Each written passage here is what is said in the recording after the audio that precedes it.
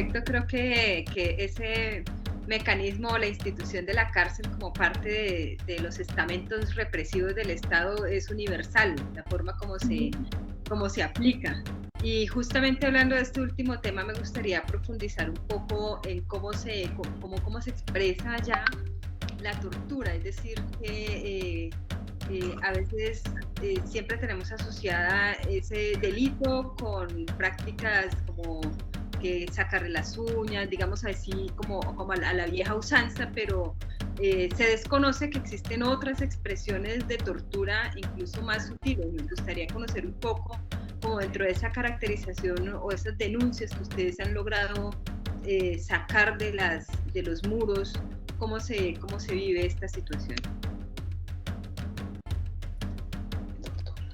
Es que como que hay de todo tipo, o sea, desde lo más, como has dicho tú, ¿no? Como la expresión más fuerte de tortura y de palizas y de encierro y demás, a las sutilezas pues quizás del día a día, que por ejemplo, yo cuando comencé con todo esto de la cárcel me llamaba muchísimo la atención que incluso las personas presas a veces reproduciesen esa función de carcelero. Es decir, que a veces los carceleros no necesitan ellos poner las manos sobre los presos, sino que sino que los propios presos entre ellos se crea una rivalidad y una jerarquía que en pro a conseguir pues, ¿no? como la reducción de condena o lo que sea, pues que son los propios presos los que a veces tienen que dar, ¿no? como esas órdenes, esos controles, esos cacheos. Entonces eso me parece como mucho más brutal, ¿no? Como esa rivalidad dentro de esa sumisión y pues eso sí que pasa. Y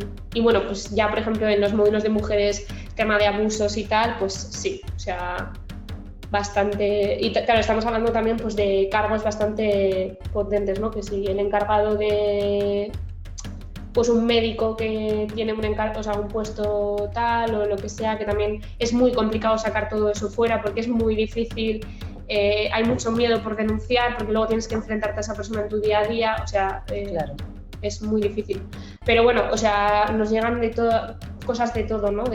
Sí, entre ellas, ¿no? Como se generan como ciertos favores a unas personas y a otras no, para que, pues lo que decías tú, ¿no? De como que está, no, si vemos que es un mecanismo muy sutil porque está como muy calculado, es de por qué a esta persona le han dado el permiso y a mí no, para que ya simplemente, y las dejan en un mismo espacio, personas que no se están entendiendo, dejarlas en un mismo espacio para que salte esa violencia en vez de...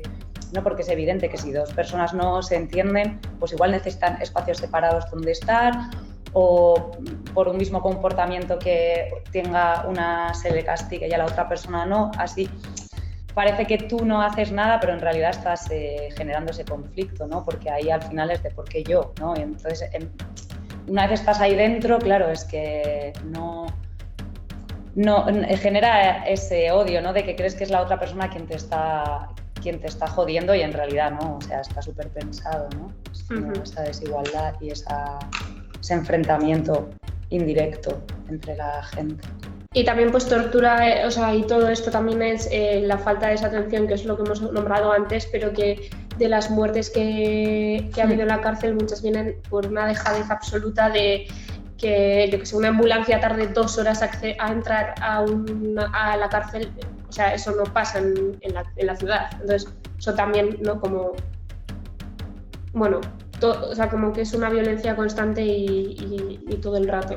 Las incomunicaciones, ¿no? Que estén, yo que sé, que parece una cosa como que, pues no, que es mucho más evidente lo que tú decías, de vale, pues te arrancas algo físico, ¿no? Pero hay gente que necesita, ¿no? Que le afecta mucho más no poder comunicarse con alguien de fuera y han podido estar estropeados los aparatos o el sistema de comunicaciones y tardar muchísimo tiempo en solucionarse sin tener ningún tipo de relación con su gente o de, ¿no? Porque esto al final te destruye, ¿no? Y es algo como que es muy sutil también.